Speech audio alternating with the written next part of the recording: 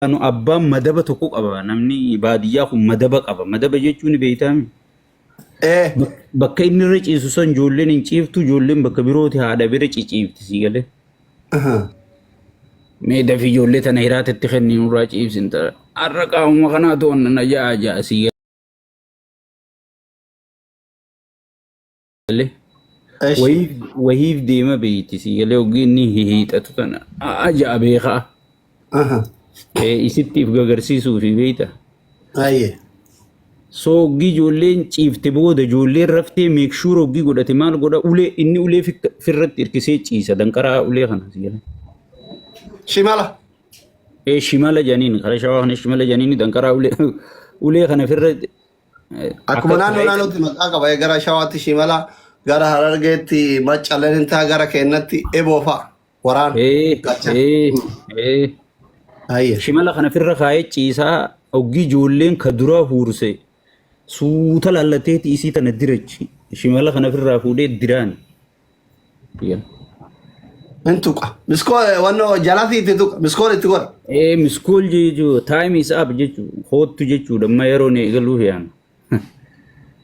akka ijoolleen hin kaanetti akka ijoolleen hin kaane Akka ijoolleen hin kaane ijoollee gubbaan itti geessa.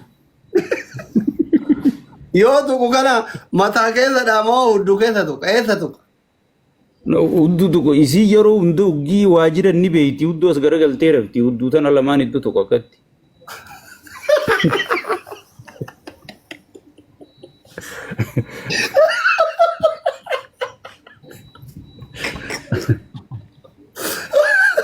eeshi Oggii tuqe sadi maraatte ciqqite maarree jechaatumas isiin saddeeta kana ijoollee irraa martee dhuftiin oggii gubbarra dhuftee kuftee madaba kanatti ganaa ummata baadiyyaa san tiiblummaa isaanii beeki kan ifaani dhaamsanii beekadhu oggii wayyaan eeshi ifaani dhaamsanii bara akka warra magaalaa natti ifaa walitti ibsanii. ifaa hin dhaamsanii jette uff jettee dhaamsiti kurraazii jiraamaa kurraazii uff jennaan dhaamte Egaa eenyudduu keessa laaltee jettiin yoo ifa dhaamsuu baate wajjin ciiftu bara ni qaanfatti jaarsuma si'a qaanfatti. eeshi Isii dhuftee madaba kanarratti gajjuu fi tiiklummaa namicha sanii taruma takkatti waraabessaan loon qabee malee isiin jettu sii galee sakandumatti soo ichii booda amala baadiyyatti maas jaarteen harkarra kaattee rafuu san hin fedhanii intala qaama kanaan na oowwu anarraa ka ijoollee duddeebi jaani soo ka baranoo yoo fudhanne immoo baranoo biran rafanii beeyta. eeshi Warri baranoo kun irra guddaa halloo sangaa tanati baantu ta'a qabbanooyituu sanirra rafa. mushurroon Halloon tun hirriiba sitti hin dhiiftu bar gurra keessa yoo ati saayiba keeti jettee bira rafte jette halloon tun siira. Ati wanni akkasiis hin mudanne takka. hangaa biyya jiru daa'ima ture dargaggeessi ganda kennaa fuudhan jiru hangafa warra sila arma dura fuudhu ture fuune osoo fuudhin biyyaa bahe Nama fuudhe bira rafne takka hangaaf tokko bira rafeetiin halkan guutuu qaawwan laalla nuti asrii tana qaawwan dhokannee laalla kara booroo kanaan manni baadiyyaa kun qaawwa qaba gizee warri mana hin jirre yoo jaarsaaf jaartii mushurraan lamaan wal fudhatanii hoseena qaawwan laalla diinqa jennaan jira bakka mushurraa itti haxiran gardoo wayii itti godhanii fi achi keessatti gizee jarri wal qirqirsan nyaata aadaa isii warra haadhatii fidatte kara faa dho'isiteetiin mushurraa kennitu jira mushurraan gariin donyi achi keessa ingilizii jarri wal qirqirsan laalla malee hin agarre halkan irriba naan kuta Oo ati gizeerra ijoollee ishaa irra ijoollee ibaasanii maqribaan rafte jechuudha. galgalaan rafa Hangaaf tokko akka darasaa saayiba kiyya kafu amma fuudhee haaree bira rafeeti. Akka darasaa rabbi abbadduutti halkan guutuu ta'aa bule ziyyalee qal'oon tun ziyyalee. Dhukaasa baadimmee fi shiraaroo deemaa malee namaatu asiisan jettu ganama uggii lafaan ija keessa na laaluu daddabanii beeku. dubbii teessana irratti mucaa wayiitu darasummaa deemne jedhe beektaa darasummaa deemnee aduun nutti dhiisee galgala nama lamaan deeman darasoota lama ijoollee xiqqoodha hoolota keessaa badanii darasummaa deemanii halkan aduun dhiinanii mee musaafiraa nu bulchaa jedhanii ganda tokko kadhatan. Gizee ganda san kadhatanii jaarsa malee haadha mana agarre. Nyaatallee bunallee isumatti fidee fi wallee edaa jaartiin golaa gadi hin baane agarre darasootiin tun ijoolleen tun tadarasummaa deemti sun. Isaan gadi hin baatu dhalaan baadiyyaa tun hedduu. Amma galgalaa'ee nyaatanii galgalaa'ee asiin abbaa manaatti rafee asiin tokko rafee asiin tokko rafe. Namni baadiyyaa kun miskiina kan qalbiin isaa qulqullu waluma biraan rafa keessummallee bulchan. Jiizoo galchaa qoyaa kolfaan dubbii iftu. Sambooda gizee wal biraan rafan edaa isiin dukkaneeffattee tiniin halkan ifaa dhaamsitee dhuftee jaarsa ofii kana jala seente. Halkan qixxee amma kagamatiin jiru sun dhaqima shokokii dhagee sagalee masaaraa halkanii ka ammas jettu kan. Amma cuman hinde namichi nuti dura biyya inu buuji jennee asiin hiriyyaa kiyya eegale waan akka wannoo yeroo jiree kun utaalee gizee asii gabbaa jedhu dagalee jennaan jira kamanaan wannoo qoramuu inni wayii faamilii qabe. Naan qabsiisan Bade ani waan akkanaa beeku bade jedhee iyyaama kun.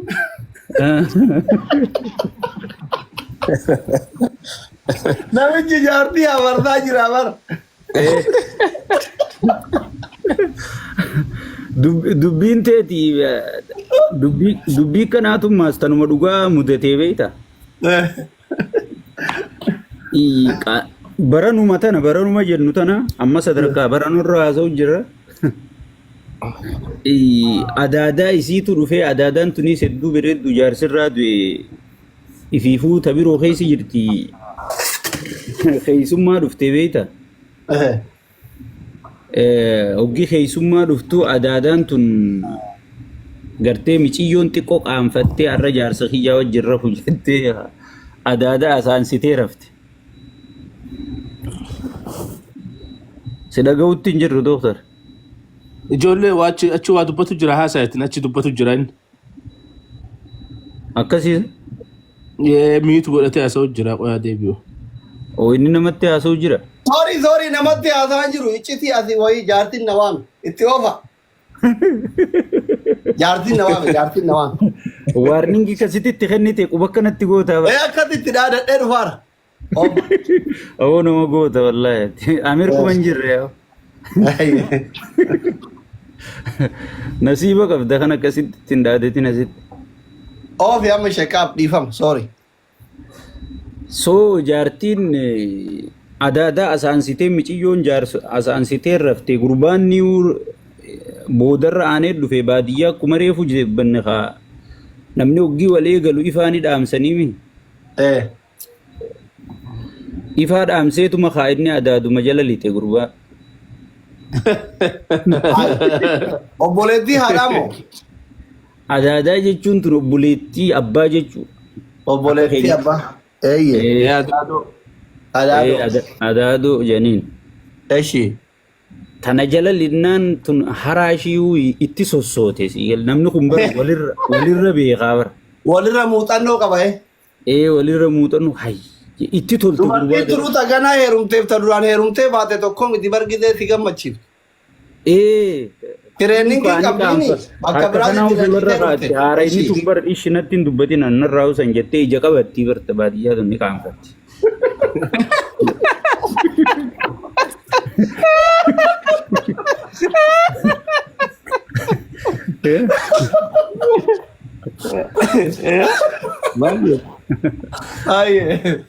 Ni qaanfatti siyalee.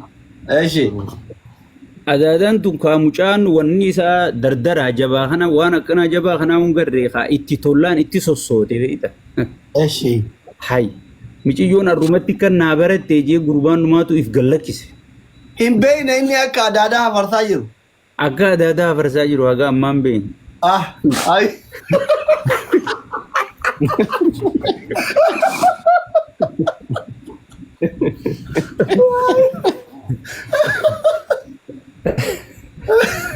Fitinaa ifaan dhaamsuun fidduu tana hunda qabaa beekisi galee. Eeshi. So adaada uggee afarse adaada ilkeen tun ta'uula duraatun buqqaatu akkuma akkana jeeni Hello, sibiileetii thank keessa you so galee much. jira akkana jee seela adaadaa tanatu qeebeeta. Adaadaan kaaruu akkanaati.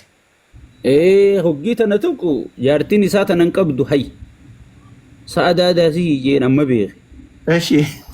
Daadii sirraa haa yaasu waan laaqatte laaqadhuu beeyu si jetteen si galee afaaniin.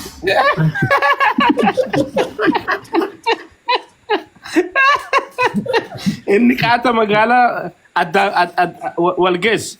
Walgeesse haa walit jirtiiti adaadaan oowwite immoo qibaaboo oowwee ibidda jalaa dhaamse kasaaraa mire. Hin taatu. Dasaara.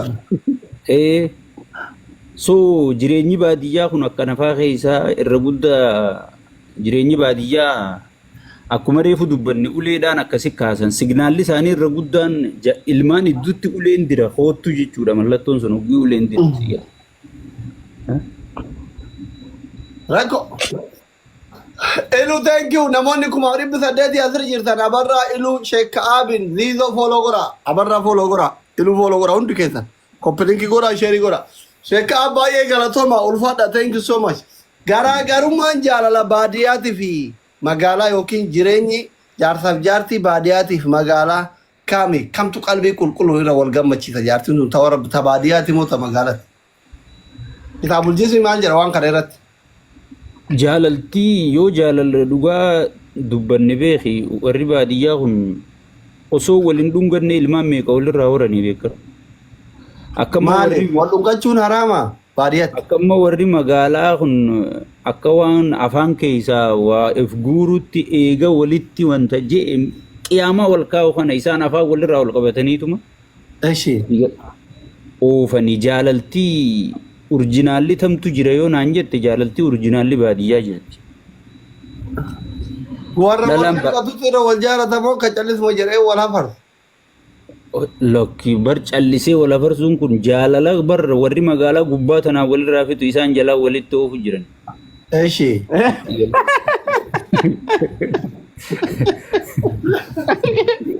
Jaalalti baadiyyaa jalaan si seentii ba. Sigalee. Tanuma iyyitee maraattee gangalattee ani neerumu jettu tan hoggii gurbaan aruusa seene booda way mana sanii uleen gadi hin baaftu ba.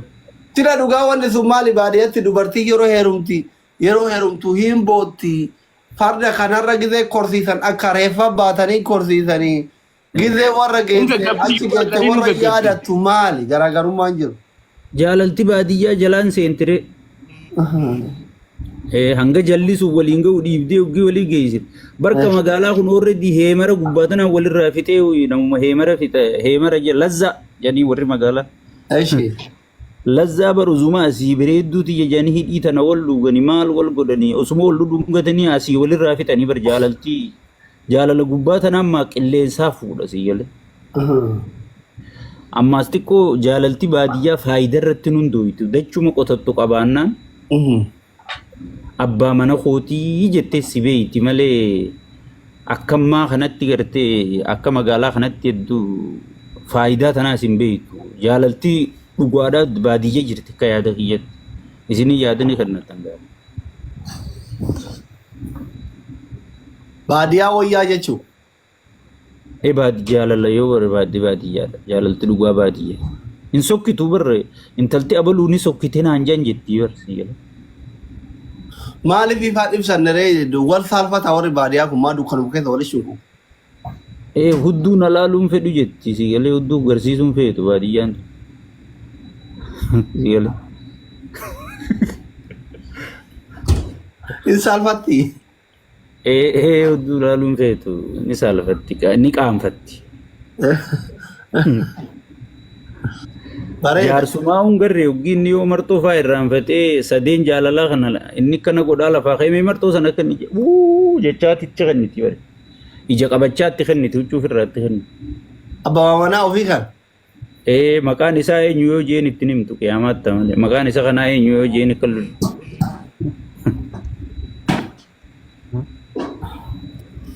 Miskiina wargara nama nyaata. Amma kitaabul jismiin kun yoo lafa gabboo yoo uummata bira gaa yoom nu eebbisiiftan uummanni aga dubbifatu jarjare keessattuu shamarran. Kitaabul jismi waa'ee jaalalaa kanaa haasawa. keessattuu waa'ee jireenyaa haasawa. Irra guddaa namoonni keenya beektaa akkuma wanni jiraataa amma miidiyaanis ammoo dhufee namni immoo waa babbaru jira malee laal haadha manaa tanaas tajaajiluu kunuunsuu hin beekan keenya kun. Amma fakkeenyaaf yoo jimaa qamees hafuuruma jimaa kanaan jaartii gubbaa dhaqee magaalaa feete maan taane si galee. Eshi. Amma biyya tanatti namni mana hidhaa si oofa malee dura afaan kee lulluuqattee dhiqattee burusha godhattee shittoo dibattee maal jettee suuta deemta malee si galee akka nama waraabessa waa nyaatu deemutti hin ceetu si galee. Akkuma mirqaante sanitti jaartii koruun dinneettu Ameerikaatti. Ende gaay adiroo maal taate isa qaaniidha bar dura bar hafuuruma jimaa kana namni waliin baafata dhaqeeti hoggii isin gammada jettee dhungatte hafuurri jimaa kun isii ukkaamse hafuurri farshoo isii ukkaamse hafarshoo dhuguus igale. Maaskii haa godhattu kaa. Hai.